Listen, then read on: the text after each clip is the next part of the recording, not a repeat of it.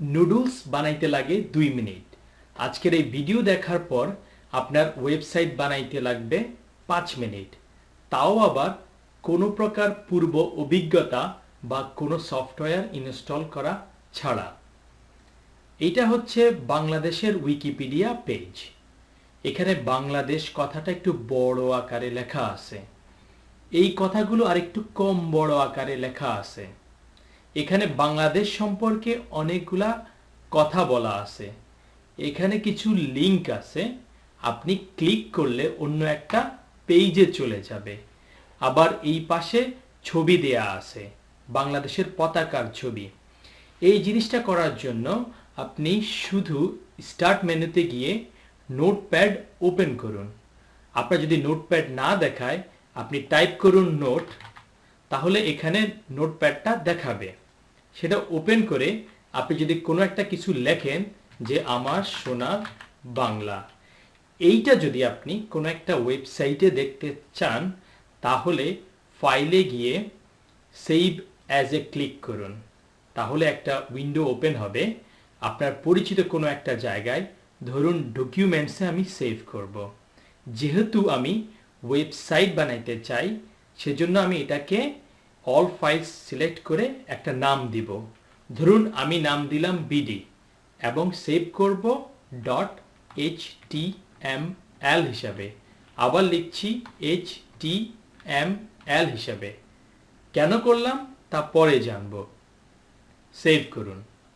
এখন আমি যদি যেখানে সেভ করছি সেই জায়গাটায় যাই, ধরেন হচ্ছে ডকুমেন্টসে সেভ করেছিলাম, দেখেন অলরেডি একটা ওয়েবসাইট তৈরি হয়ে গেছে। এটা যদি ওপেন করি ডাবল ক্লিক করে, দেখেন আমার সোনার বাংলা, এটাই একটা ওয়েবসাইট। এভাবে ওয়েবসাইট বানায়। নুডলস বানানোর আগে আপনার ওয়েবসাইট বানানো শেষ। ব্রাউজারটা একটু সাইডে রেখে দেই, নোটপ্যাডটাকে এই পাশে রেখে দেই। আমি তোমায় ভালোবাসি। ফাইলে গিয়ে সেভে ক্লিক করা বা কন্ট্রোল এস এ প্রেস করা। সেভ করলাম। আমি যদি আবার দেখতে চাই, তাহলে যেখানে ফাইলটা সেভ করা আছে সেটাতে ডাবল ক্লিক করলাম। আমি তোমায় ভালোবাসি। তার মানে এভাবে যতবার আপনি নতুন কিছু একটা লেখেন, ততবার আপনাকে ওপেন করতে হবে না, এত কষ্ট করা লাগবে না। ধরুন আপনি কিছু একটা লিখলেন, আরো চিরদিন তোমার আকাশ। এটা যদি সেভ করেন, এখানে এসে যদি আপনি হচ্ছে রিলোড বা রিফ্রেশ করেন, তাহলে ওই জিনিসটা চলে আসবে। একইভাবে আমরা প্রথম যে ফাইলটা ওপেন করেছিলাম, সেখানে যদি রিফ্রেশ করি, তাহলে সেটা চলে আসবে। আমরা প্রথমে ফাইলটা সেভ করেছিলাম HTML হিসাবে। HTML হচ্ছে হাইপারটেক্সট মার্কআপ ল্যাঙ্গুয়েজ। তার মানে এটা একটা ল্যাঙ্গুয়েজ, একটা ভাষা। আমার আপনার ভাষা যেমন বাংলা, এটা এমন একটা ভাষা। এই ভাষায় কারা কথা বলে? দুনিয়ার সব ওয়েবসাইট এই ভাষায় কথা বলে। ফেসবুক, টুইটার, হাবিজাবি যা আছে, প্রত্যেক ভাষারই কিছু না কিছু রুলস থাকে। এই ভাষার প্রত্যেকটা সেন্টেন্সে দুইটা পার্ট থাকে, একটা হচ্ছে স্টার্ট পার্ট আর একটা হচ্ছে এন্ড পার্ট। বা আপনি বলতে পারেন যে এটা হচ্ছে মাথা, এটা হচ্ছে ল্যাঞ্চ। এবং একটা ইম্পর্টেন্ট রুল হচ্ছে শুরু এবং শেষ দুইটা পার্টি হচ্ছে, শুরু হবে লেস দেন সাইন দিয়ে, শেষ হবে গ্রেটার দেন সাইন দিয়ে। এটাও শুরু হবে লেস দেন সাইন দিয়ে, শেষ হবে গ্রেটার দেন সাইন দিয়ে। অর্থাৎ এই লেস দেন এবং গ্রেটার দেনের মাঝখানে আপনি কাবাবের ভিতর হাড্ডি দিয়ে দিলেন।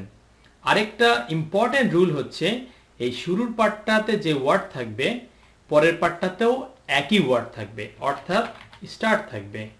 আপনি বললেন ভাই এটা কি হইল, আমি কেমনে বুঝবো কোনটা মাথা আর কোনটা ল্যান্স? দুটো তো দেখতে একই রকম লাগে। কোনটা মাথা কোনটা ল্যান্স সেটা বোঝার জন্য আপনার ডারউইনের থিওরি জানা লাগবে না, শুধু শেষের পার্ট ল্যান্সটা কেটে দিবেন।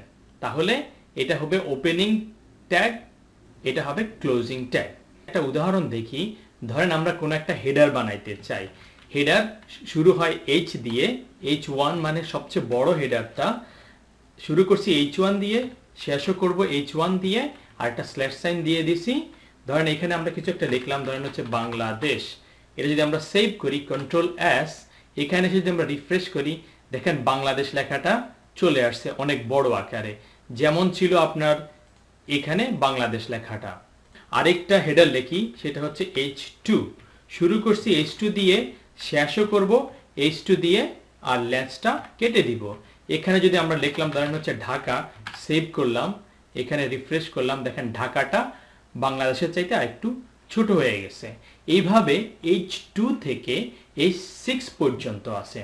ধরেন আমরা যদি আরেকটা লিখি H4, শুরু করছি H4 দিয়ে, শেষও করব H4 দিয়ে আর একটা স্ল্যাশ দিলাম।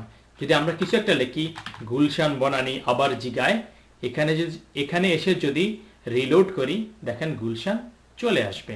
ক্লিন আপ করে ফেলি, ধরেন এই জিনিসটা আমরা ডিলিট করে দিলাম আর এই জিনিসটাও ডিলিট করে দিলাম। দিয়ে হচ্ছে আমরা যদি হচ্ছে সেভ করি কন্ট্রোল এস, এখানে এসে যদি রিফ্রেশ করি শুধু বাংলাদেশ কথাটা লেখা থাকবে। এখন আমি যদি এখানে অনেক কিছু লিখতে চাই, ধরেন আমার সোনার বাংলা আমি তোমায় ভালোবাসি, চিরদিন তোমার আকাশ লিখলাম। এখন বেশি টাইপ করার জন্য হচ্ছে এটাকে কপি করে আবার পেস্ট করতে থাকলাম, অনেকগুলা লেখা হয়ে গেল।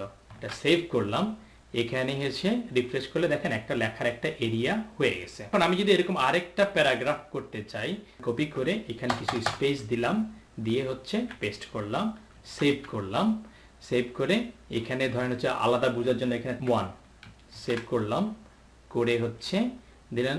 দেখুন আমি যদিও এখানে স্পেস দিয়েছি, HTML কিন্তু বুঝে নাই যে আমি একটা স্পেস দিয়েছি, সে কিন্তু একসাথে লিখে ফেলছে। তার মানে হচ্ছে আমি যদি আলাদা প্যারাগ্রাফ করতে চাই তখন HTML কে HTML এর ভাষায় বলতে হবে যে এটা আলাদা একটা প্যারাগ্রাফ। প্যারাগ্রাফ শব্দটা শুরু হয় P দিয়ে, তাহলে আমরা একটা ট্যাগ লিখবো হচ্ছে শুরু হচ্ছে P দিয়ে এবং সেটা শেষ হবে হচ্ছে P দিয়ে আর একটা স্ল্যাশ সাইন দিব। এখন যদি আমরা এটা সেভ করি, এখানে এসে যদি রিফ্রেশ করি দেখেন আলাদা একটা প্যারাগ্রাফ হয়ে গেছে। এখন এই প্যারাগ্রাফের মাঝখানেও আমরা হচ্ছে যে কোনো জায়গায় আলাদা প্যারাগ্রাফ করতে পারি। ধরেন এখানে যে কোনো জায়গায় আমি লিখলাম হচ্ছে P, আবার এখানে এসে আমি বললাম যে হচ্ছে P এখানে শেষ হয়ে যাবে। সেভ করলাম, এখানে এসে রিফ্রেশ করলাম, দেখেন আগের প্যারাগ্রাফের মাঝখানে সে আরেকটা প্যারাগ্রাফ তৈরি করে ফেলছে। ধরেন কোনো একটা ওয়ার্ডকে আমি বোল্ড করতে চাই, মাঝখানে একটা ভালোবাসি খুঁজে পাই, ভালোবাসি কই গেলা হারাই গেলা, এই যে এখানে পাওয়া গেছে ভালোবাসা। একে যদি আমি বোল্ড করতে চাই, বোল্ড ওয়ার্ডটা শুরু হয় B দিয়ে, সুতরাং আমরা শুরু করছি হচ্ছে B দিয়ে, শেষও করব B দিয়ে আর একটা স্ল্যাশ সাইন দিয়ে দিব। সেভ করলাম, এখানে এসে যদি আমরা রিফ্রেশ করি এবং উপরের দিকে যাই দেখেন এই ভালোবাসি ওয়ার্ডটা বোল্ড হয়ে গেছে। এখন আমরা একটা জিনিস খেয়াল করব যে HTML কিভাবে কাজ করে, অর্থাৎ সে এসে যদি এখানে B লেখাটা দেখতে পায় ট্যাগের মধ্যে, সে চিনে ফেললো, তার মানে তার বোল্ড করার কাজ শুরু হলো। সে বোল্ড করতে থাকবে, এখানে এসে সে ক্লোজিং ট্যাগটা পাইছে, এখানে সে বন্ধ করে দিবে।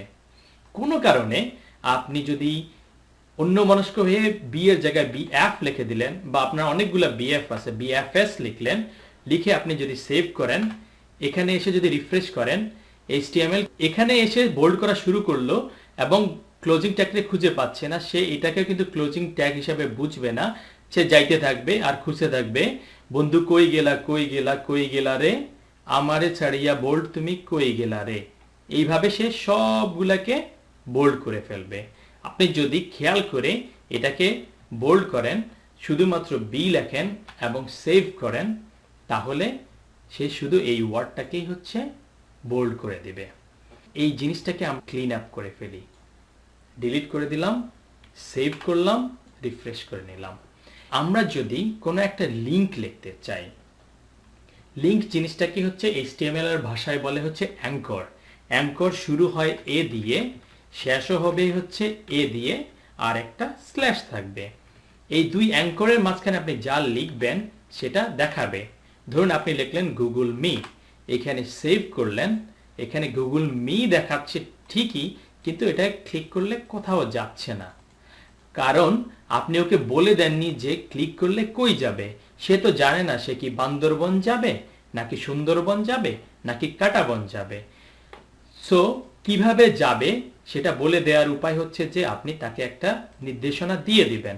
ধরুন আমরা হচ্ছে তাকে গুগলে যেতে বলবো, তাহলে হচ্ছে আমরা এই জিনিসটা কপি করব, এটাকে বলে URL। সেটা কপি করে এখানে হচ্ছে বলতে হবে যে একটা রেফারেন্স, এটাকে বলে হচ্ছে হাইপার লিঙ্ক বা রেফারেন্স। আপনি এই href ইকুয়ালস টু ডাবল কোটের ভিতরে, এই যে ডাবল কোটের ভিতরে ওই জিনিসটা যেটা কপি করছিলেন সেটা পেস্ট করে দিলেন, সেভ করলেন। এখানে এসে যদি আপনি হচ্ছে রিফ্রেশ করেন, দেখেন এটা একটা ক্লিকের মতো হয়ে গেছে। এটার উপরে মাউস নিলে হাতের মতো হয়ে যায়। আপনি ক্লিক করলেন, সে চলে গেল ওইখানে। আপনি যদি ঘানা সম্পর্কে জানতে চান, ফেরত যাওয়ার জন্য আপনি এই যে এটাতে ক্লিক করলেন, আপনি আগের জায়গায় ফেরত গেলেন। আপনি যদি আরেকটা লিঙ্ক করতে চান, একই রকম ভাবে আপনি অ্যাঙ্কর ট্যাগটা লিখলেন, এটা ক্লোজ করে দিলেন, মাঝখানে লিখলেন টিউব মি, এবং আপনাকে বলে দিতে হবে যে সে কোথায় যাবে। ধরুন আপনি হচ্ছে একটা লিঙ্ক খুঁজে বের করলেন যে এই জিনিসটা আপনি দেখাবেন, এটা কপি করলেন, এখানে এসে আপনি বলে দিলেন যে href তুমি ওইখানে যাওয়া, একদম নীল ক্ষেতের কাটা বন, সেভ করে দিলেন। এখানে রিফ্রেশ করলেন, টিউব মি চলে আসছে। এটা ক্লিক করলে আপনি ইউটিউবের চ্যানেলে চলে যাবেন, আবার ফেরত আসলেন। ওয়েবসাইটে ছবি দেখানোর জন্য যে ট্যাগটা ব্যবহার করা হয় সেটা হচ্ছে ইমেজ বা আইএমজি। শুরু হবে আইএমজি দিয়ে, শেষও হবে হচ্ছে আইএমজি দিয়ে, আর একটা স্ল্যাশ লাগবে। সাথে সাথে আপনাকে বলে দিতে হবে যে ছবির উৎপত্তি বা সোর্সটা কোথায়। সে কি বাগান থেকে নেবে না কারো পকেট থেকে নেবে। ধরেন আমি যেখানে ওয়েবসাইটটা সেভ করেছিলাম তার পাশে একটা পিকচার রেখেছি, পিকচারটার নাম হচ্ছে সাকিব, এবং তার এক্সটেনশনটা জানতে হবে। আমি যদি প্রপার্টিজে যাই, দেখেন এটা হচ্ছে জেপিজি ফাইল। সো আমি এখানে এসে বলে দিলাম যে তুমি আমাকে sakib.jpg পিকচারটা দেখাও, সেভ করলাম। এখানে এসে যদি রিফ্রেশ করি, দেখেন আসমানের চাঁদ, সাকিব আল হাসান। একইভাবে আপনি যদি কোনো ওয়েবসাইটের পিকচার দেখাইতে চান, ধরুন আপনি এই বাংলাদেশের পতাকাটাই দেখাইতে চান, যে কোনো ওয়েবসাইটের ইমেজে রাইট ক্লিক করলে দেখাবে কপি ইমেজ ইউআরএল। আপনি যদি এটা কপি করেন এবং এইখানে সোর্স ইউআরএলটা বসাই দেন, তারপরে সেভ করেন, এখানে এসে রিফ্রেশ করলে দেখবেন সোনার বাংলাদেশ। আপনার মনে প্রশ্ন আসতেই পারে, ওয়েবসাইট তৈরি করার অসাধারণ যে পদ্ধতিটা আপনি শিখে ফেললেন, তা দিয়ে যদি আপনি চমৎকার চমৎকার ওয়েবসাইট তৈরি করেন, সেটা কি আপনার প্রিয় মানুষ যে সিলেটে বা লন্ডনে থাকে সে কি দেখতে পারবে? অ্যান্সার হচ্ছে না। তাহলে আপনার মনে আরেকটা প্রশ্ন জাগতে পারে যে কি করলে তাকে আপনি দেখাইতে পারেন বা ইমপ্রেস করতে পারেন। সেটা পরবর্তী একটা লেকচারে জানানো হবে। সেটা জানতে হলে শিক্ষক.com এর বেসিক ওয়েবসাইট কোর্সে রেজিস্টার করুন। এতক্ষণ ধরে আপনাদের সাথে বক বক করছি আমি ঝংকার। পরবর্তী ভিডিওতে থাকবে পূর্ণাঙ্গ ওয়েবসাইট তৈরি করার কৌশল, সাথে সাথে থাকবে HTML এর স্ট্রাকচার, লিস্ট, টেবল, এবং মোস্ট ইম্পর্টেন্টলি কোনো একটা ওয়েবসাইটের মধ্যে আপনি কিভাবে এক পেজ থেকে আরেক পেজে, অর্থাৎ এক ঢাল থেকে আরেক ঢালে ডারউইন বাবুর মতো লাফালাফি করতে পারেন সেই জিনিসটা।